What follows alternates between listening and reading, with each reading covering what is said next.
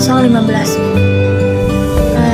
Di sini saya ingin menyelesaikan tugas UAS saya, ujian akhir semester saya, yaitu membuat sebuah ceramah dalam waktu pengantar ilmu dakwah.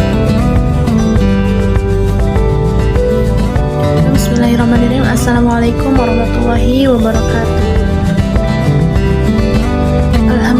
Alhamdulillahirabbil alamin wa bihi nasta'inu wa ala umuri dunya waddin wassalatu wassalamu ala asrofil anbiya'i wal mursalin wa ala alihi wa sahbihi ajma'in, amma ba'du. Pertama-tama dan yang paling utama, marilah kita panjatkan puja serta puji syukur kita terhadap Ilahi Rabbi yang telah memberikan kita nikmat dan hidayah sehingga kita dapat berkumpul di tempat yang insyaallah penuh barokah ini. Amin ya rabbal alamin. Salawat serta salam tak lupa tercurah limpahkan kepada baginda alam yakni Habibana wa Nabiyana wa Maulana Muhammad Sallallahu Alaihi Wasallam yang telah membawa kita dari zaman kegelapan hingga zaman yang terang benderang ini. Berdirinya saya di sini ingin membawakan atau memberikan sepatah dua patah kata yang insya Allah akan menjadi beberapa patah kata dan insya Allah bisa bermanfaat untuk kita semua.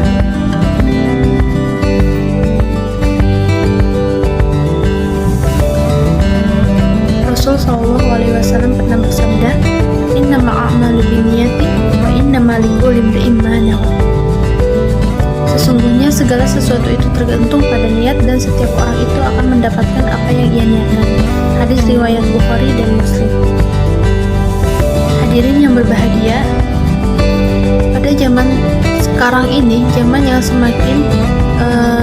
semakin canggih dengan teknologi, segala sesuatu itu membutuhkan niat yang benar, niat yang baik, niat yang tulus.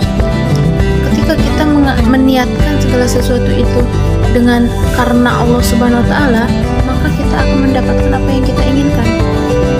Maka dari itu, mulai dari sekarang mari kita semuanya memperbaiki niat kita. Entah itu niat kita untuk beribadah, niat kita untuk bekerja ataupun niat lainnya. Kita harus memperbaiki niat. Misal dalam niat kita bekerja, kita harus bekerja dengan niat yang tulus. Karena apa? Karena ketika kita memberikan atau berniat dengan tulus dan kita dengan keinginan untuk bisa mendapatkan keridhaan Allah Subhanahu wa taala, maka kita akan mendapatkan apa yang kita inginkan. Dan kalaupun kita belum bisa mendapatkannya, mungkin suatu saat kita akan mendapatkannya. Tetapi ketika kita niat dengan benar, maka keinginan kita, entah itu tercapai ataupun tidak, akan hati kita akan menerima dengan kita akan menerimanya dengan lapang dada. Entah itu misalnya kita dalam bekerja, kita ingin bekerja tapi selalu gagal, tapi kita lihat Allah, ya Allah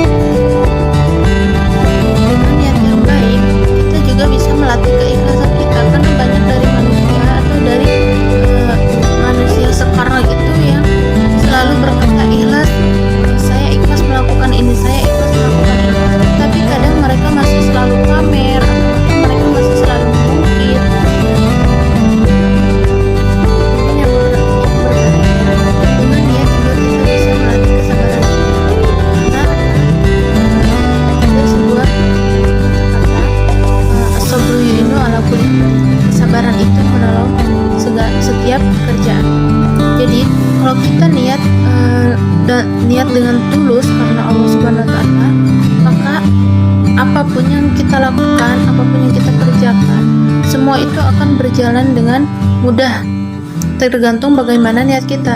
Begitu pula dengan kesabaran kita. Kalau kita niatnya benar, maka kita bisa melatih kesabaran kita.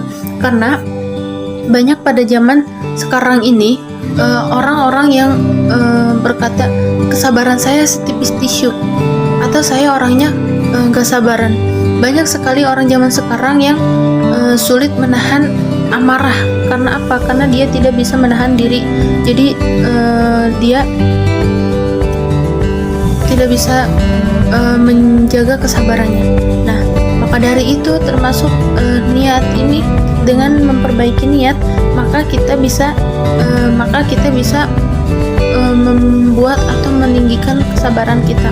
Karena niat itu akan menolong hati kita. Ketika kita niatnya benar, maka hati dan pikiran itu akan mengikuti apa yang kita niatkan.